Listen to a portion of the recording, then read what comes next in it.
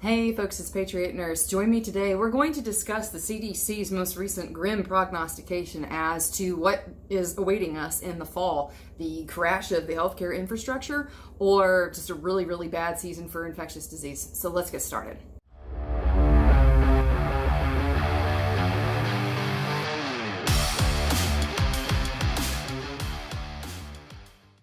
So I want to talk about the CDC's most recent prognostication, their forecast, if you will, and it was published, or the article that I will link to is published in MarketWatch. So I'll put that down there for your reference.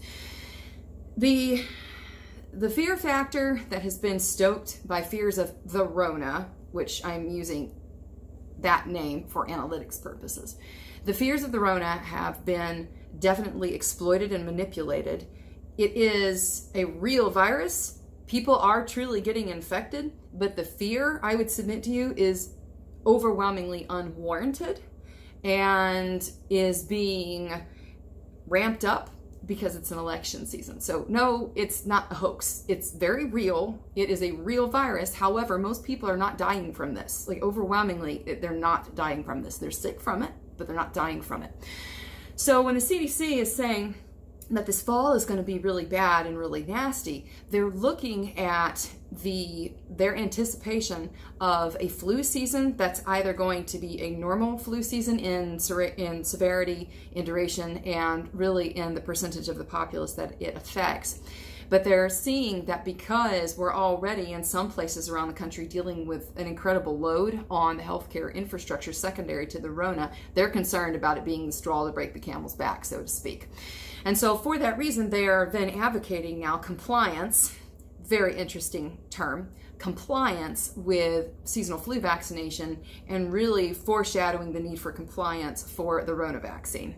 That is still in trial and to be released. I personally will not be getting either of them because in the way that I view the analysis of the facts, isn't it so funny? Like you find very, very quickly just how truly narcissistic the healthcare infrastructure is when you challenge it. Forgetting the fact that science is ongoing. Science is not religion. Science is not definitive, and it certainly is not a dictatorial regime. It is a collection of ideas, thoughts, proofs, evidence that deserve to be debated openly. So, for that reason, I am all about empowering people to have choice in the matter. But the CDC's person in this article that was quoted essentially was saying, yeah, we get that it's not normally people are not compliant with taking it. We usually have 60 to 70% compliance, but we're going to be pushing for 65% compliance this year with taking the flu vaccine. And then the article goes on to push this narrative, which I am adamantly against, but I'm referencing this because I want you to use your brain and see this also, these points. The article makes the point that even though there have been several seasons, including most recently the 2017 flu season, where the flu shot efficacy was around 35%, by their own estimates, 35%, despite this fact, they're still advocating that people not be afraid of the low efficacy numbers, that it can still do you good. And I look at this and I just roll my eyes. I'm like, this is not scholastically responsible.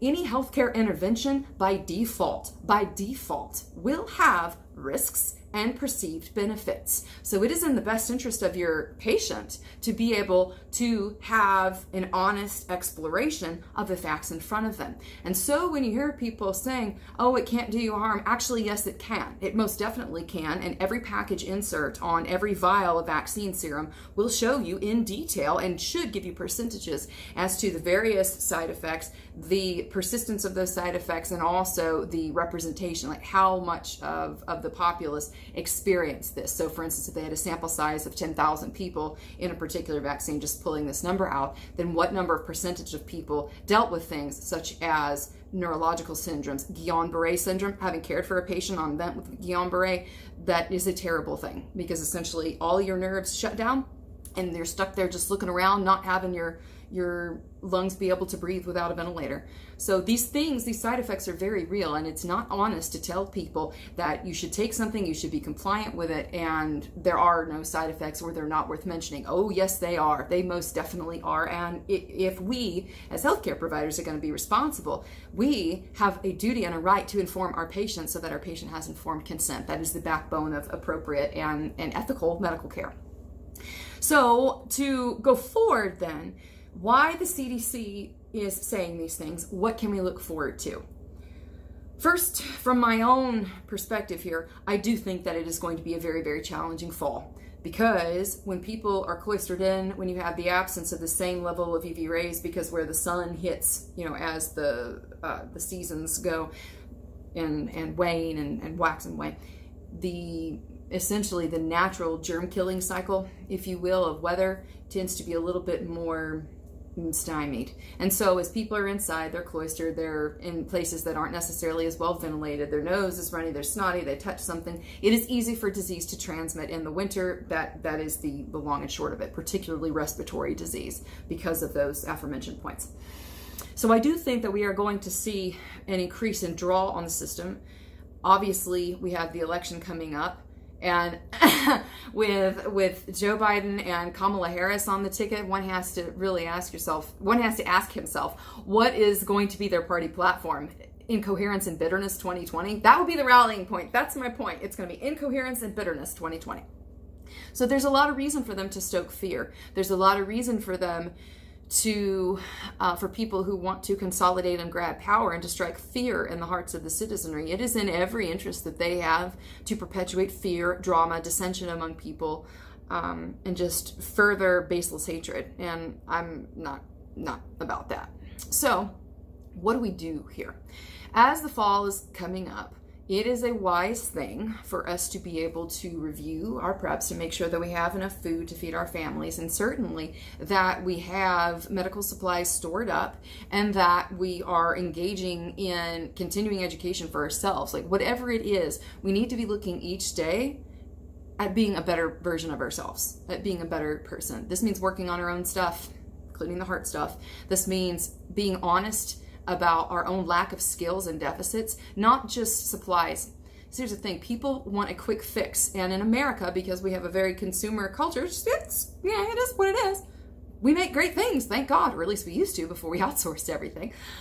In America, we want that quick fix, we want the microwave fix. And so when we look at our overall preparedness, the tendency is, I need to buy more stuff. And you see this with people who, I need to buy more of this, I need to buy more of that, I need to buy more ammo. Forget the fact that I don't know where my rifle hits at 100 yards, We tend to want that quick fix to buy. And then by buying, we have this almost cathartic experience where we purchase something and we think because we purchase food or we purchase medical supplies or we purchase ammo that our bases are covered, and that is the furthest thing from the truth. And it's deception. I'm sorry, it is. It's part of the equation, but it's not all of the equation. And if we're going to do our due diligence, we need to take stock of what we can do. In your family, it may be, do you know how to simply sew something, like sew a button? I am not a seamstress, and I am working on that in my own life. But it may be also something like, can you defend yourself? Can you take someone to the range? Do you know someone who is a gifted shooter and maybe they can take you to the range, or maybe they can help you?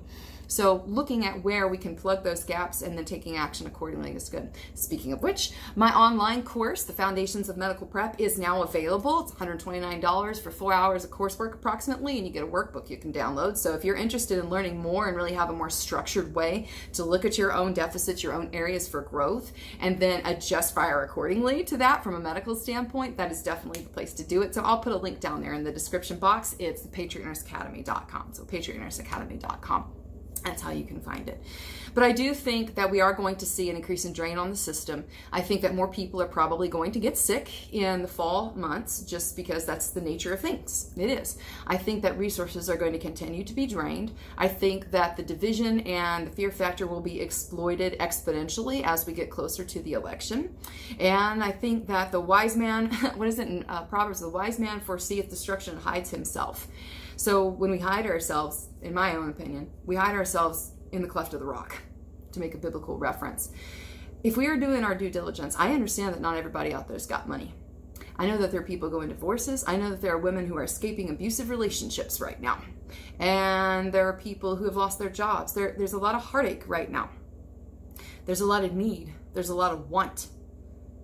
But in these times, we draw our source of strength from the fountain of living water that will never run dry.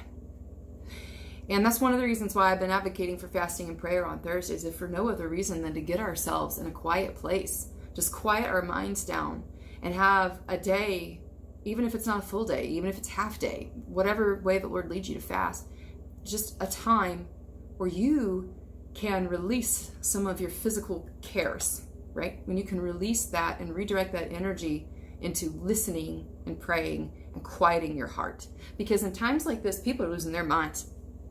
Like, mental illness has always been a challenge for people, like depression, anxiety, personality disorders. All of these things have been problematic since eternity past. But now, because we have gotten so rapidly removed from the old ways of coping, whether it's going outside, for a walk, walking barefoot in the grass, working on the farm, as our culture has changed, we have also rapidly changed in the ways that we have availability to cope and to deal with things from an anxiety and emotional standpoint, for sure. But God is unchanging and eternal, and He's the same God yesterday, today, and forever. And the God of the Bible will not leave us or forsake us, especially when we're trying to walk with Him and do the right thing. So for that reason, fall may be coming, and it is what it is, and the CDC may be correct, but we stand on a firm foundation. And if we are doing our due diligence, caring for our families, paying attention to our health, focusing on improving ourselves each day as we can, I believe that we will have the confidence to ride out the storm, because that's what it is. This is like a storm that we're watching coming on the horizon. And if we do practice faith and trust and diligence, so faith and diligence go hand in hand, not faith and then whatever, everything's going to be okay, I don't have to worry. Faith and diligence, hand in hand. When we practice those things together, I think that it's going to set us up not only to withstand the storm, but also to be a blessing to people in the midst of it. I hope it was helpful for y'all today. If you did enjoy the video, I hope you'll subscribe to me here on YouTube, Patriot Nurse. You can also support me on Patreon, Subscribestar, Cryptocurrency, and PayPal. Have links down there in the description box below. Friends, take care of yourselves this weekend and this week. May the deepest desires of your hearts be met. And may the Lord bless you and keep you. For now, it's Patriot Nurse signing off, and I'll see y'all later. Bye.